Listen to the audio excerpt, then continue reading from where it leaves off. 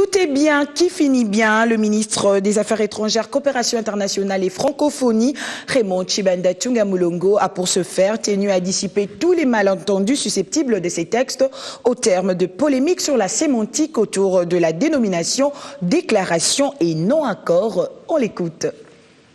Hier, nous avons assisté à la conclusion du processus de Kampala, de pourparlers de Kampala. Et comme nous l'avions dit à l'Assemblée nationale, il était important que cela se fasse, non seulement par respect des obligations que nous avons contractées vis-à-vis de notre peuple et de la communauté internationale, mais aussi parce qu'il est nécessaire que dans des circonstances comme celle-ci, on établisse le certificat de décès du M23, ce qui a eu lieu hier. Le M23 est donc officiellement déclaré mort. Pourquoi des déclarations et pas de accords? J'avais insisté, j'avais expliqué cela. Il n'était pas question qu'on procède comme si on avait affaire à deux entités ayant la même légitimité ou jouissant des mêmes statuts juridiques. Nous avions d'un côté l'État, représenté par le gouvernement, et de l'autre une force négative militairement défaite. Et donc, nous ne pouvions pas accepter de signer un accord. Nous avons été entendus sur ce point, aussi bien par la facilitation que la communauté internationale. Et donc hier, nous avons procédé à la signature de déclarations, signatures séparées.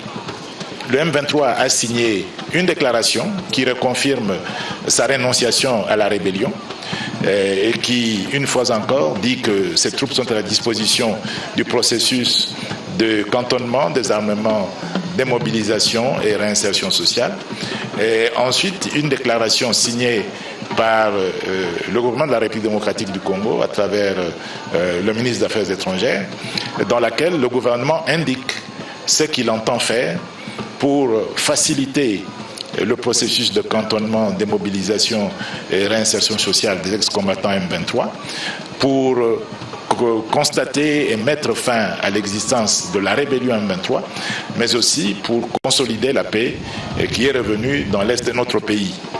Et puis, le troisième document, c'était un communiqué final signé conjointement par le président en exercice de la conférence internationale sur la région des Grands Lacs et la présidente en exercice de la SADC, qui constate que les pourparlers qui avaient commencé en décembre 2012 viennent de se terminer et que le résultat de ces pourparlers se trouve consigné dans les déclarations faites par, d'une part, le M23 et d'autre part, le gouvernement de la République démocratique du Congo.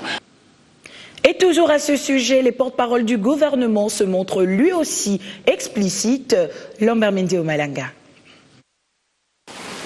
Le gouvernement s'engage à répondre favorablement à une éventuelle demande des membres du M23 de se constituer en parti politique, conformément à la Constitution et aux lois de la République démocratique du Congo. Sous réserve de l'amnistie, accordée conformément à la disposition irrelative ci-dessus, la démobilisation et la réinsertion sociale des ex-combattants du M23 seront effectuées par les structures appropriées du gouvernement, avec le soutien de la MONUSCO ainsi que des autres partenaires bilatéraux et multilatéraux. Le gouvernement fournira les moyens nécessaires à la réinsertion sociale de ces ex-combattants démobilisés. Le gouvernement s'engage à œuvrer pour une mise en œuvre rapide des accords tripartites sur le rapatriement des réfugiés signés avec les États voisins et le Haut Commissariat des Nations Unies pour les réfugiés, ainsi que pour la réinsertion des personnes déplacées internes.